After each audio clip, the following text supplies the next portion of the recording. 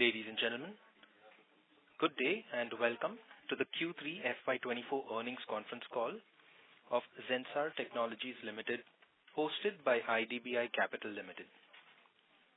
As a reminder, all participant lines will be in the listen-only mode, and there will be an opportunity for you to ask questions after the presentation concludes. Should you need assistance during this conference, please signal an operator by pressing star and then 0 on your touchtone phone.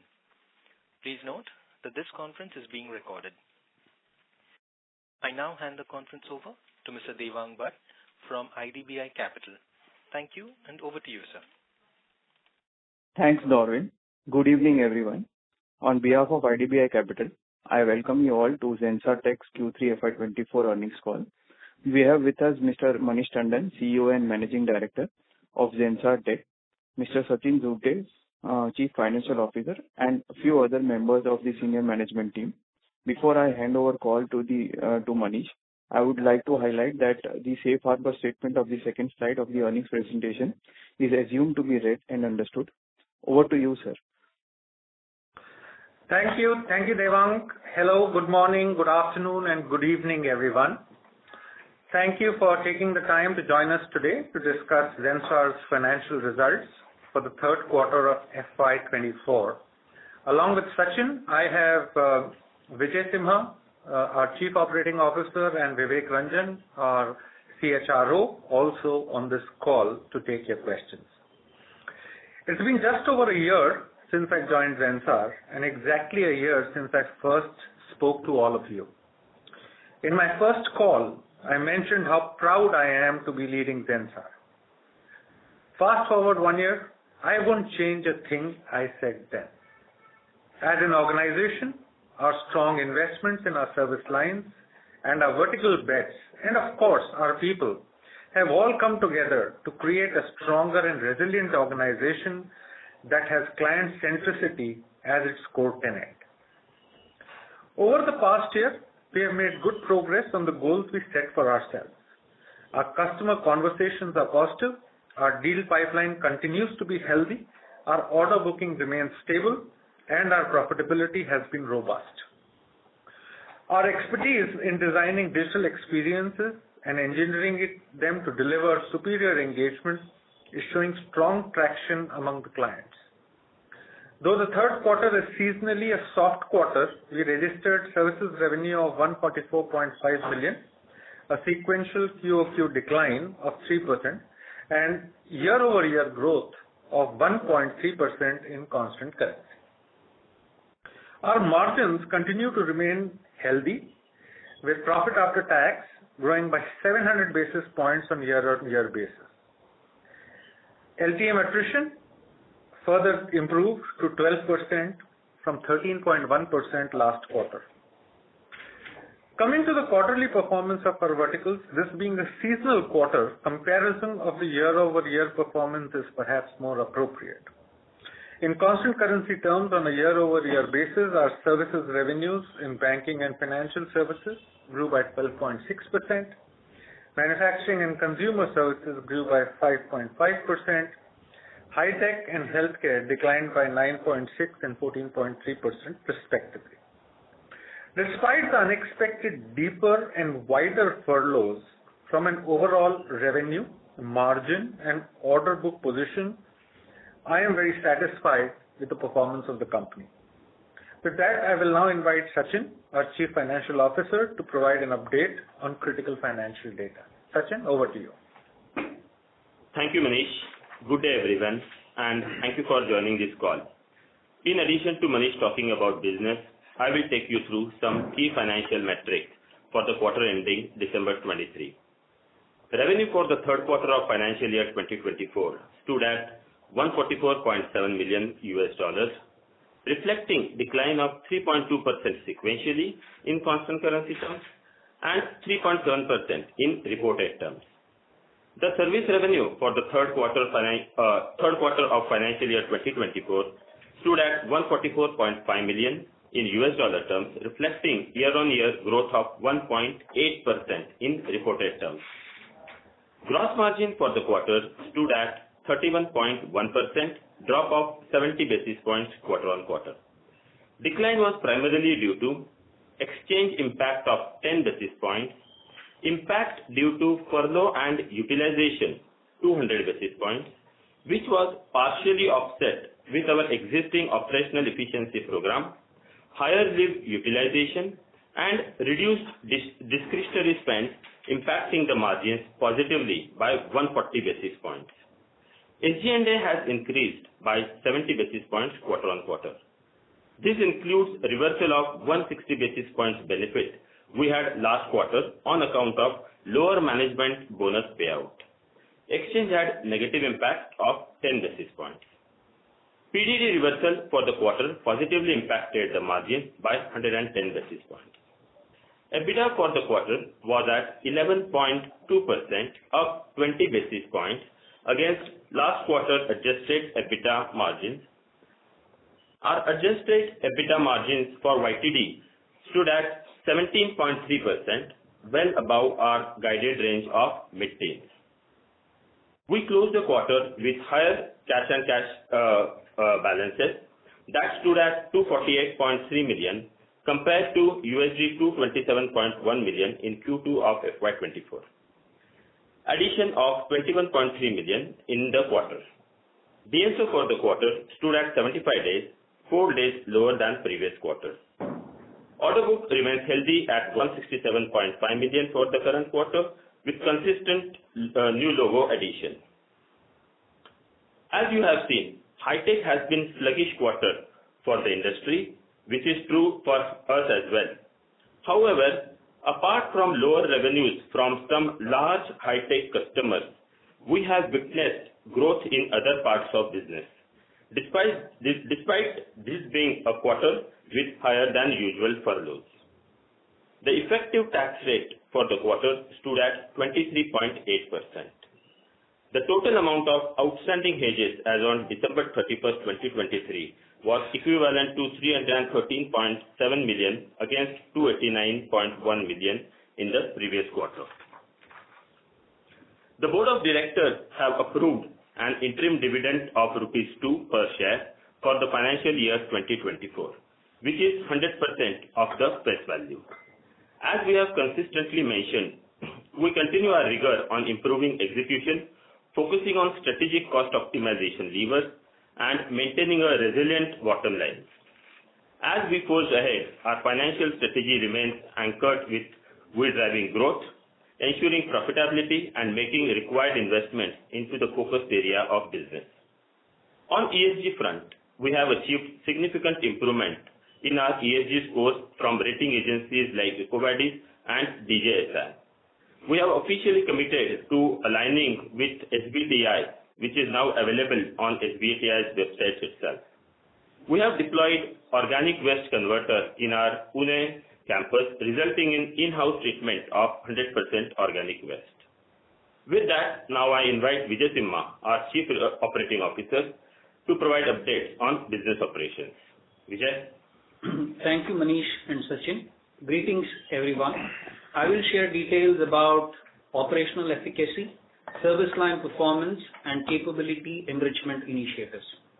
First, on operational efficacy, we are continuing our journey and making good progress on key imperatives like pyramid optimization, managing utilization in an optimal range, calibrated usage of subcontractors, and managing our on-site mix. Our focus on operational excellence enabled us to minimize the impact of seasonal headwinds in Q3, like the quantum of furloughs, extra holidays, and leaves. Our utilization was 310 basis points higher in Q3 of FY24 as compared to previous year's Q3. Excluding the impact of furloughs and leaves, the utilization improved even as compared to Q2 of FY24. The rigor associated with accelerated fulfillment and capability enrichment continued in Q3. We had a gross addition of 627 employees in the quarter. Service lines. While we had good volume growth across many of our service lines, revenue was impacted by seasonal headwinds. On a quarter-on-quarter basis in reported terms, our advanced engineering service line registered a growth of 3%. Experience services remained flat. Foundation services and data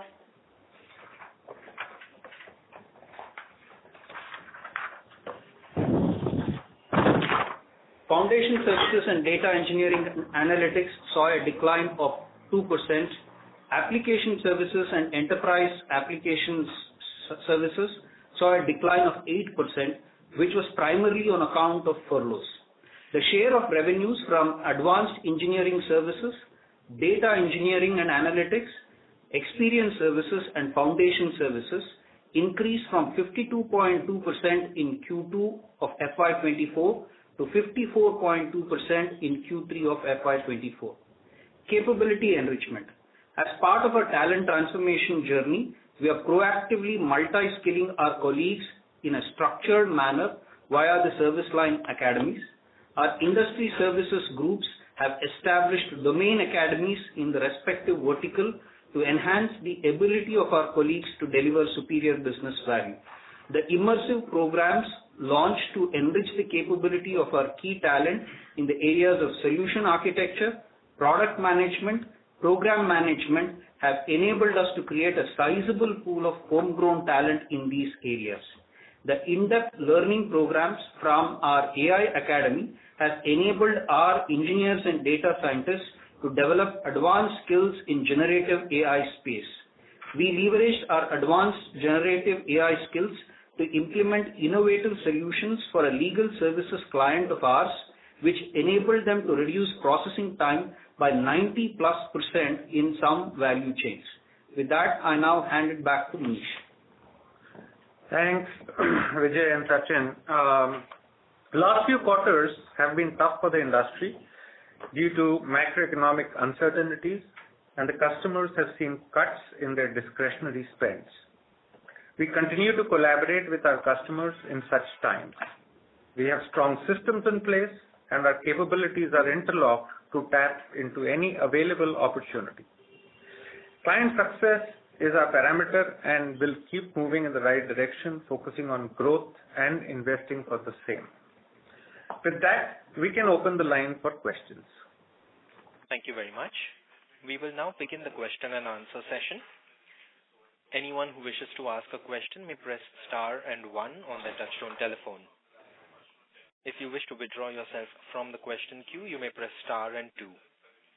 Participants are requested to use handsets while asking a question. Ladies and gentlemen, we will wait for a moment while the question queue assembles.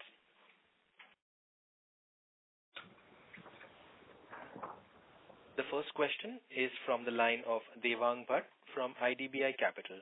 Please go ahead. Hi, sir. Thank you for taking my question. So one is that now you have stabilized your margins. So when we'll see improvement in growth and which segments are you focusing to drive that growth? And what are we doing to reduce the higher dependence on clients? So I think as far as this quarter is concerned, except for the high-tech segment, and there were a few specific clients where because of the furlough and so on, deeper and wider furlough, we saw declines. But if you exclude that, then all parts of our business have done better than last quarter.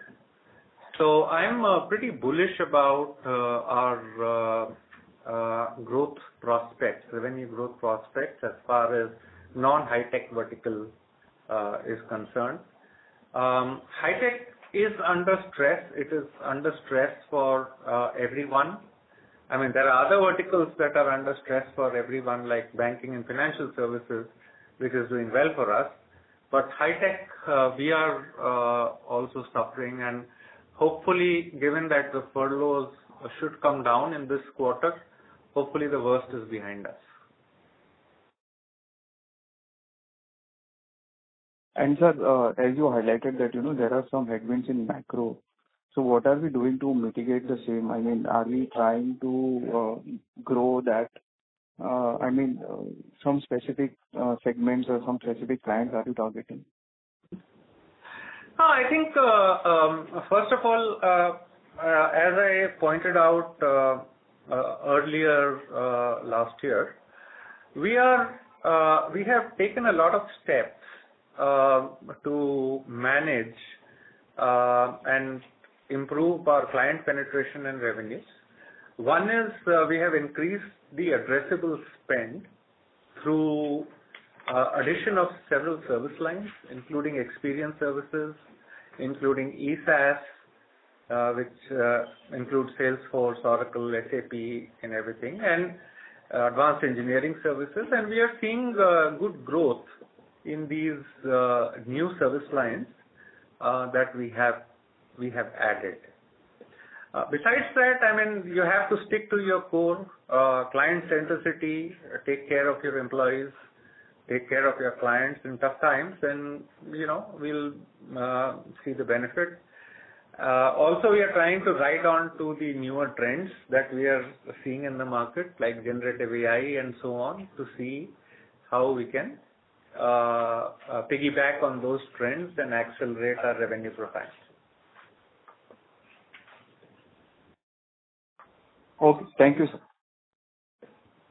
Thank you. The next question is from the line of Nitin Padmanabhan from Investec. Please go ahead. Hello, good evening. Thank you for the opportunity. Manish, our deal wins have, let's say on a trailing 12-month basis, have sort of picked up. It's up 23%. Just wanted your thoughts on a couple of things. So one, have the deal wins of Q1 and Q2 completely ramped up? And do you think that the following quarter will be a growth quarter despite continuation of furloughs? So that's the first one. The second is, how are you thinking about high-tech at this point in time? When do you see this sort of, the trajectory sort of at least stabilizing? Is the second one. And I have one more as well. I'll follow up post this. Yeah, Nitin, good to hear from you. I think on the first question on deal wins, as you can see, our compared to the same quarter last year, our deal wins have gone up by 30-odd%, 30 million. 34 million. And if you peel the onion a little bit more, you will find that most of these deal wins are coming from existing new, which means that our farming engine, what we had invested in, is working to our satisfaction, and that's very encouraging to see. Second question was, will next quarter be a growth quarter or not? As you know, we don't give projections for the next quarter, so I cannot comment on it. And 5 million plus clients. 5 million plus clients have also gone up overall. And what was your third question, Nitin? High-tech. The third one was, when do you think high-tech can sort of stabilize? And are you seeing incremental deal wins at some point that will start offsetting the pain that you're seeing from the client that you're seeing?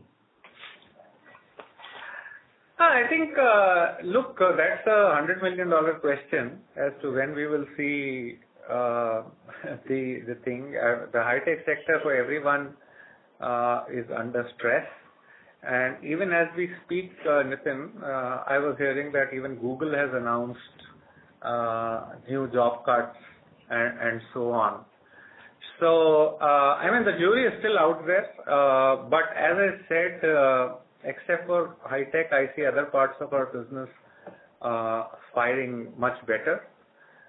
So as soon as this furlough impact, etc., and project closure impact, etc., goes away, we should hopefully see growth. Sure. And lastly, if you could give your thoughts on BFSI, consumer services, and healthcare as well, on how are you seeing those sort of pan out? So for us, BFSI has done pretty well. we have grown 12.6% year-over-year. And manufacturing and consumer services also grew by 5.5% year-over-year. So, and besides that, we are doing well in UK and Europe and also in South Africa, which are big markets for us. So, as I said, I mean, things are looking up except for the high-tech vertical. Okay, fair enough. Thank you so much, Manish, and all the very best. Thank you. The next question is from the line of Naveen Baid from Nuvama Asset Management. Please go ahead. Thank you. Thank you for the opportunity. Just wanted to confirm on what was the order or backlog this quarter? So we look at order booking and not order backlog. Our order backlog or booking was 167.5 million, which was about 34 million more than the same quarter last year. Okay, thank you. Thank you. The next question is from the line of Sandeep Shah from Equirus Securities. Please go ahead. Yeah, thanks. Thanks for the opportunity. Manish, I think the pain in a high-tech and that too from a top client within the high-tech is a well-accepted fact for Zensar and it has been accepted fact for the investor as well. But to surpass that, we have to accelerate the pedal in terms of driving growth in other accounts in high-tech and the other verticals. So are we geared for the same? Do you believe the time has come in terms of driving this incrementally better and that will help us to compensate the headwinds coming on the growth coming through high-tech account year after year and quarter after quarter? No, as I said, except for high-tech as a vertical, we are seeing secular momentum overall in other verticals and geographies. I mean, it's if we continue to see significant stress in high-tech, I don't know whether the growth will be enough to offset, or if high-tech remains flattish or grows slightly, then I see us growing significantly. Okay. And sir, what do you believe, because the growth outside high-tech in this quarter has been flat to a declining trend, except for the BFSI. So is it largely because of furloughs? Largely because of furloughs, yes. Okay. And Sachin, is it possible? This time the furloughs were much deeper and wider than what I have seen in the past few years. Okay. Just a related question, Manish. Do you expect most of these furloughs to reverse in the fourth quarter? And Sachin, if you can quantify the impact of furloughs on this quarter's revenue. Vijay, you want to take that? Yeah, I take the first portion of the stuff. I think we are seeing some sort of a mixed bag in terms of furlough reversal in Q4. Some of the sectors like high-tech are going to continue to have furloughs in the early part of the quarter, whereas some of the other sectors are not going to have the impact of furloughs. So there will be some impact of furloughs in Q4 as well. Sachin, you might want to quantify. Yeah. So Sandeep, combination of furloughs and utilization had impact of close to 200 basis points on our gross margins. And, normally the data of the split, we don't make it public. Okay. And Sachin, if I presume you said in the opening remarks provision for doubtful debts has been reversed in this quarter, which impacted margin by 110 basis points Q1Q positively. So will this be a headwind in the coming quarter? And if yes, what could be the headwind impact? Yeah, obviously, as you know, the PDD is a one-time impact which we registered in Q3. But broadly, other parts of our operational efficiency track continue to work. If you look at talk about utilization. In Q3 of last year, my utilization was below 78%. It was 77.7%. This time, my utilization is over 80%. So there will be levers like this which will be available for us going forward. Okay. And last thing on the depreciation, there has been an absolute decline. So any one-off in the EBITDA margin, EBIT margin, apart from provision for doubtful debt, led through depreciation or any other items? See, depreciation has been impacted due to multiple facilities which we have been vacating across the globe, including India and US. So the impact of that can be seen over there. Apart from that, the amortization of earlier acquired subsidiaries is also having impact over there. But I don't foresee a significant change in that number in near future. Okay, thanks, and we'll come in the follow-up. All the best. Thanks. Thank you. Ladies and gentlemen, to ask a question, you may please press star and 1. The next question is from the line of Nikhil Chaudhary from Nuvama. Please go ahead. Hello. Hey, hi. Thanks for the opportunity. First question is on top accounts, while Manish mentioned that incremental TCP is coming from client mining. Can you clarify, is it coming from top 5 clients, given we are seeing the contribution from top 5 continue to decline? No, actually we are converting our lot of clients. We are moving up. It is not coming. To answer your question, it's obvious that it is not coming from the top 5 clients. The data shows that.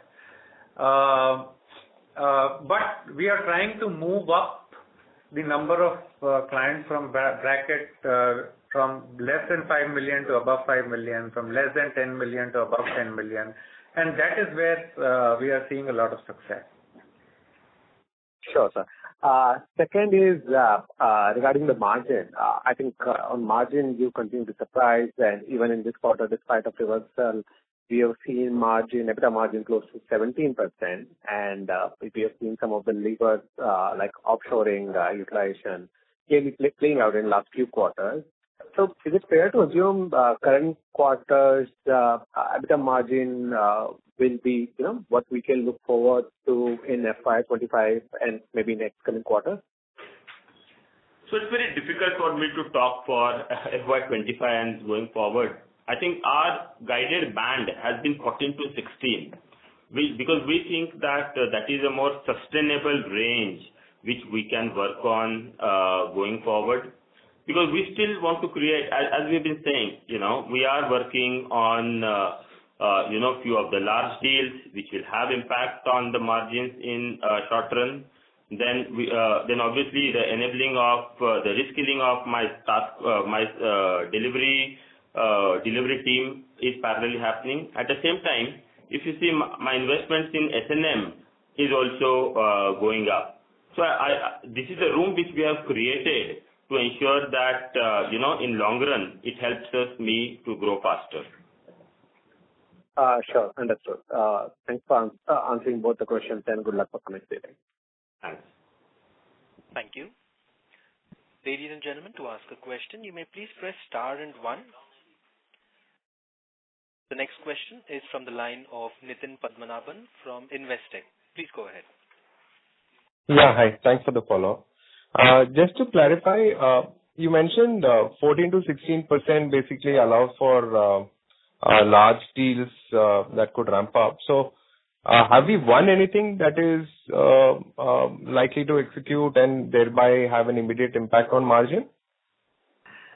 No, I don't think we can state anything any large deal which will have impact on the margin just now. But you have to build more forward-looking. Yeah, I mean, you have to build in the capability to do large deals, right? And as we all know well that the large deals typically are not very margin accretive in the initial stages. So we have created that cushion. We also want to create some cushion to invest in sales and marketing and so on. So that is what we are trying to do. Sure, fair enough. That's helpful. Thank you, Manish. Thank you. We have the next question from the line of Vikas Ahuja from Antique Stock Broking. Please go ahead. Yeah, hi. Am I audible? Yes, you're audible, sir. Sure. Hi, Manish. Thanks. So, if I look at some of your peers, their commentary has incrementally started turning positive. And if I remember correctly, in one of your interviews, you have talked about, demand continues to remain tough and mega deals are occurring, but, you are also seeing an equal number of that being cancelled. So anything changed for us in last 1.5 months? I mean, things are incrementally turning positive for us. Thank you. As far as the macros are concerned, I don't think there has been a material change in the macros that we have been seeing over the last couple of quarters, and I don't think it is materially going to change for the next 2 quarters also, the overall macros. Okay. And also also the other part regarding that mega deals you talked about, that you have been seeing some cancellations on that side. Overall, anything has improved on that front as well? No, actually, what I was quoting was that for every 2 large deals getting signed, 1 existing deal is getting cancelled or something like that. So that is what I had said. But we are at a stage where we have to first win some good amount of large deals, and then hopefully we can comment on cancellations. But what I was commenting on was what I had heard in the industry discussions. All right. Okay. Thanks a lot. Thank you. The next question is from the line of Sandeep Shah from Equirus Securities. Please go ahead. Yeah, Manish, you might have answered this, but for a consistent growth for Zensar over the next 3 to 5 years, the 3 things might have to be addressed. One is the large deal team formation, which caters to the pipeline and converts the pipeline faster. Second being the farming of the existing top clients or target clients, and third being the hunting of must-have clients on an ongoing basis. And the fourth being having a required door openers or service capability in the portfolio across verticals. So can you throw light whether Zensar has addressed all these 4 in terms of restructuring and reorganization, or still some of this is work in progress? And when do you expect these to get addressed and we can actually grow in line with the industry? All these things have been addressed. Are they perfect? The answer is no. There's always room for improvement, right? So, from a strategy perspective, all these 4 items have been addressed. And we are seeing, as I said, we are seeing some green shoots already. Our farming, as I mentioned, EN is the highest. Existing new deals is highest over the last few quarters, which is a very encouraging sign and shows that farming is working. Do we disclose net new logos? No. Net new logos, yes. Okay. 9. We have opened 9 net new logos. Some of them are, quite a few of them are Fortune 500 companies overall. So all those things are happening. It is not that they are not happening. But you cannot be binary that either they are happening, not happening, or happening perfectly. So it is always a journey. Okay. Thank you. Thank you. Participants, if you wish to ask questions, you may please press star and 1. The next question is from the line of Ganesh Shetty, an individual investor. Please go ahead. Hello. You are audible, sir. You may proceed with your question. Sir, are you looking for any acquisition because we have got considerably cash and cash reserves, and especially in healthcare sector, we are having less exposure. So whether this sector can be scalable through acquisition? Yes, we are looking at all avenues, including acquisitions. Almost every week, we look at a possible acquisition target, and the team is actively working on, but we'll not buy something just for the heck of it. So where we see a strategic fit and the right price, I have a fiduciary responsibility to the shareholders to conserve cash, and we continue to look, but we are not going to throw money at doing an acquisition if it's not worth it. Sir, my second question is regarding that high-tech performance for last so many quarters. So as we see, no ray of hope in near future. Are we also planning to reduce some exposure, like reducing our investment and deploying the resources in ever-growing sector like BFSI and consumer? Can you throw some light on this? We always keep looking at our portfolio, and we don't do it at a sector level, but we actually do it at an account level. And we go and see where we want to invest, where we want to maintain, and where we want to divest. So we continue to do all three, and we do it at an account level instead of trying to do it at a sector level. Okay, sir. Thanks a lot. That's all from me. All the best. Thank you. Thank you. Participants, you may press star and 1 to ask a question. We have the next question from the line of Jalaj from Swan Investments. Please go ahead. Yeah, thanks a lot for the opportunity. First of all, could you talk about the two segments, high-tech and... Sorry to interrupt, but your line was breaking in between. I request you to please repeat your question. Sure. Am I audible? Yes, this is better, sir. Yeah. Could you touch upon the sudden degrowth or rather in both life sciences and high-tech? Is it all the complete impact is because of the furloughs, or are there some client-specific issues or some project-related issues there? No, a lot of impact is because of furloughs, and there are some project cancellations also. So project completions and project completions, not cancellations overall. So both those issues are there. Okay. And could you touch upon the nature of the PBDD which you talked about, 110 bits, in fact, which vertical was it, and some nature of it, color to it?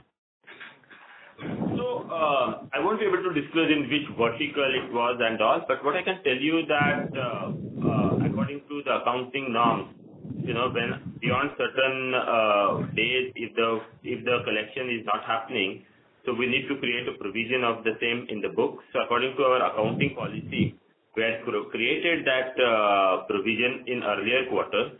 In Q3, that collection actually happened. So with the collection, we had to reverse the PDD, and that's where you are seeing 110 impact. Yeah, got it. To emphasize, this is an ongoing thing. There is nothing one time that we have done something or anything. We are just following our accounting policies and showing you the impact. That's all. Fair point. And Manish, this would be for you, maybe a little long-term question, 2-3 years or 5 years down the line. What, as per you, or what are you seeing as a growth driver for the organization, and where are we moving? Maybe you could talk about from a IG industry group level or a service line. How do you see the growth coming up, more from a driver's perspective? No, so I see one of the repositioning that we have done is along the lines of experience engineering engagement. We are perhaps the only company of our size which can do these all three things together and in sync with each other. As more and more digital projects are getting done, it is not about just experience or just engineering or just engagement, but a combination of three.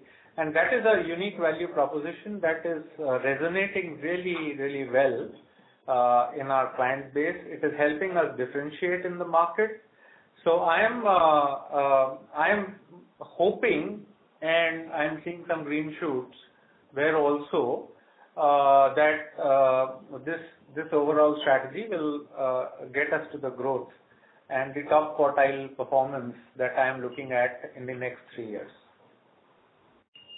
Got it. Yeah. Thanks a lot and best of luck. Thank you. The next question is from the line of Sandeep Shah from Equirus Securities. Please go ahead. Yeah. Thanks for the follow-up.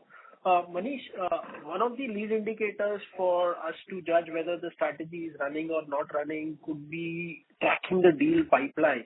So can you throw some light in terms of how the deal pipeline at the end of December looks like, both on a Q-on-Q and YOY basis? Is it growing higher than your expectation, or it's not meeting your expectations?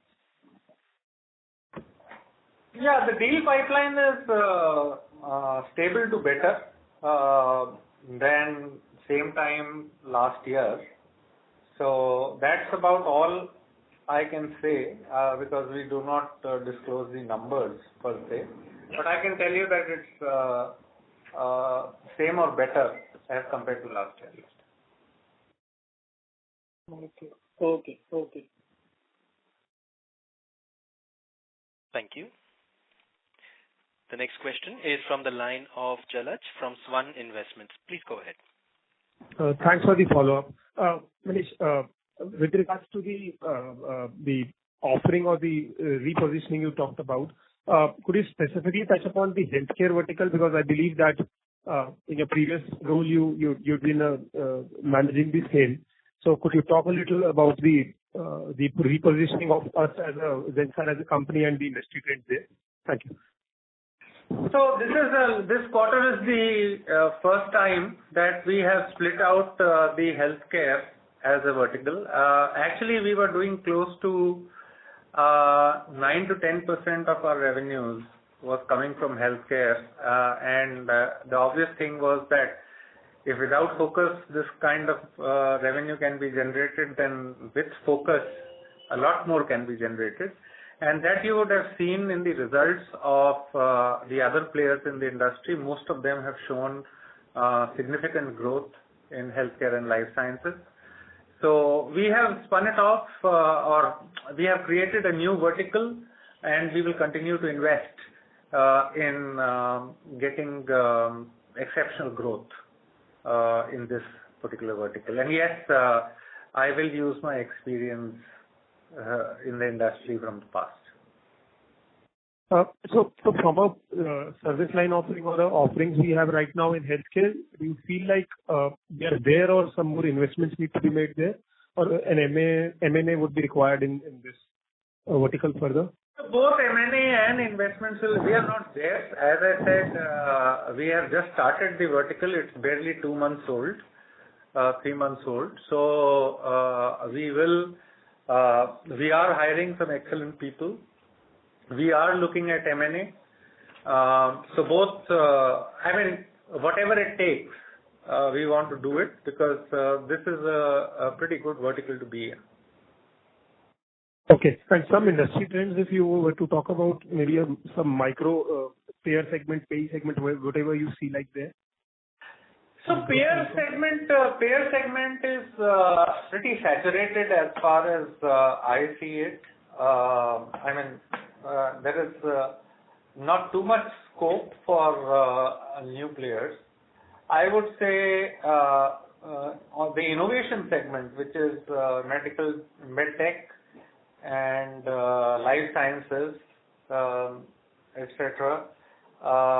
There we will see much more innovation is happening, and when innovation happens, agile companies like ours, who have a complete suite of offerings, from experience to engagement, we tend to do better. Provider space is very large, but again, provider space is pretty focused on on-site only kind of deals. So we will have to pick and choose what we will take and what we will not take. Understood. Best of luck. Thanks. Thank you. Thank you. Ladies and gentlemen, to ask a question, you may please press star and one. The next question is from the line of Devang Bhatt from IDBI Capital. Please go ahead. Yeah, sir. So apart from healthcare, any specific areas that you plan to do M&A, or you have identified any particular segments to do M&A? Yeah, we have a complete M&A strategy in place, and there is a corporate development team focused exclusively on M&A, and we have fairly detailed strategy in place. Okay. And in terms of, say, generative AI, are you seeing some traction, or in which segments are you seeing generative AI traction? We are seeing a lot of traction, but primarily in proof of concepts. Last time in one of the calls I had mentioned that we are doing close to 100 proof of concepts overall in the Gen AI space. But a lot of them are either revenues is small, or we are doing it pro bono to get into win larger deals using Gen AI space. But we are doing a lot in that area. Great. And sir, in terms of, say, your segment-wise, maybe in medium term, which segments are you seeing green shoots and which segments are you seeing headwind? I mean, vertical-wise. If you could. Headwind is obvious high tech, and the rest of the things I said I have been doing pretty okay. So that is pretty much the answer. And basically, we are in just 4 verticals. We don't want to spread ourselves very thin. So that is where those headwinds and tailwinds are where we are. And as I said, even BFSI, knock on wood, we have seen growth, where our other competitors and other industry colleagues have seen negative growth. Great. Thank you, sir. Thank you for taking my question. Thank you. Ladies and gentlemen, if you wish to ask a question, you may please press star and one.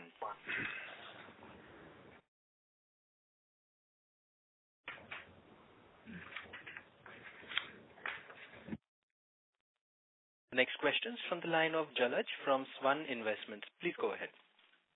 Yeah. So picking up your brains a little more on healthcare.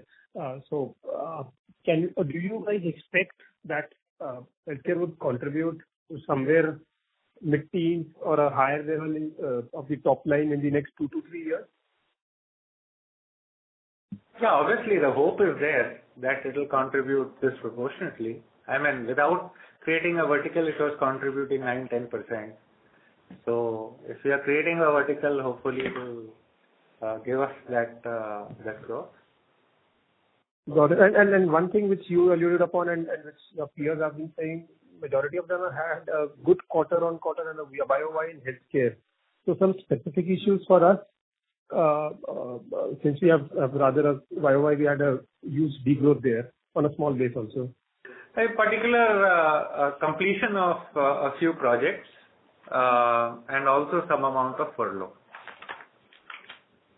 And companies who are seeing growth, they are working primarily in the payer segment, where this is the open enrollment season this quarter, so they see an uptick in revenue. Understood. Thank you. Thank you. The next question is from the line of Nitin Padmanabhan from Investec. Please go ahead. Yeah, hi, thanks for the follow-up. Could you give us some color on the deal wins that we have won in the quarter, maybe by vertical? Where are you seeing the most strength? Or even if you could give a trend over the last 3 quarters, where have you seen the biggest strength from a deal win perspective when you look at verticals? So that is, we don't give the split of deal wins by verticals, but what I can tell you Not qualitative. Yeah. Just qualitatively. Yeah. So quantitatively, if you look at, obviously my order book is reflecting a consistent improvement on a year-on-year basis. Last quarter, we reported $194 million.